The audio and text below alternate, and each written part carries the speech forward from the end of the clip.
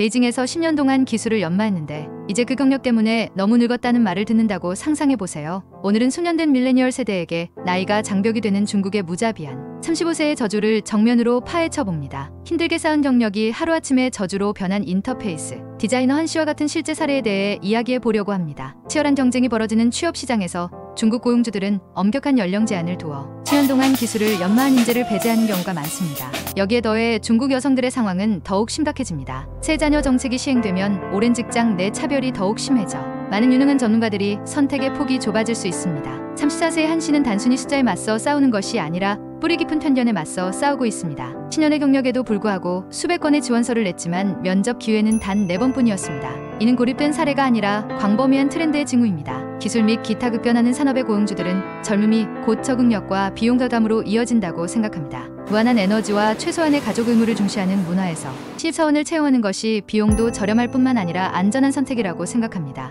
이제 성별 측면을 고려해 보겠습니다. 많은 중국 여성에게 저주는 확고한 고정관념과 교차합니다. 고용주들은 종종 잠재적인 출산과 가족에 대한 의무라는 렌즈를 통해 이들을 바라봅니다. 이는 여성의 직업적 성취를 외면할 뿐만 아니라 경력직 여성이 재취업에 어려움을 겪는 차별의 악순환을 부추깁니다. 한 댁의 극명한 예로 출산 휴가를 마치고 복귀한 35세 여성이 갑자기 자신의 역할이 최근 졸업한 후배에게 재배치된 경우를 들 수 있습니다. 이러한 관행은 공공의 논쟁에서 숨겨져 있지 않습니다. 소셜미디어는 35세 이상은 지원하지 못하게 하는 연령 제한, 고령 지원자를 은밀하게 배제하는 채용 박람회, 심지어 이러한 자의적인 컷오프를 설정한 정부 직책에 대한 이야기로 떠들썩합니다. 35세 이상 근로자에게 혜택을 두자는 신화통신의 제안과 같은 정책 제안은 이러한 편견에 대응하기 위한 시도이지만 여전히 해결해야 할 과제는 많습니다. 한편 타오 첸과 같이 한때 고학력, 전문직 종사자였던 사람들은 하루하루가 생존을 위한 투쟁인 긱 일자리로 내몰리고 있습니다. 이는 중국의 미래 일자리에 어떤 의미가 있을까요? 우선 이는 경험에 대한 체계적인 저평가를 반영합니다. 이런 편견에 대응하기 위해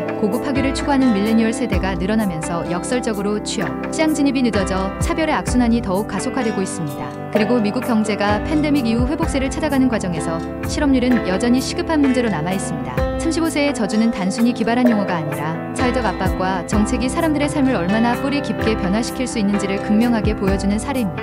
이는 중국의 미래 일자리에 어떤 의미가 있을까요? 재능이 양비되고 잠재력이 개발되지 않으며 오랜 시간 동안 자신의 가치를 입증한 사람들을 외면함으로써 사회가 서서히 스스로의 발전을 저해하는 문제입니다. 직장 내 연령과 성차별의 교차점은 강력한 법적 개혁과 미묘한 능력보다 숫자를 선호하는 채용 관행에 대한 재평가를 요구합니다. 마무리하면서 정책, 편견, 경제적 압박이 서로 얽혀있는 시대의 일의 미래에 대해 생각해봅니다.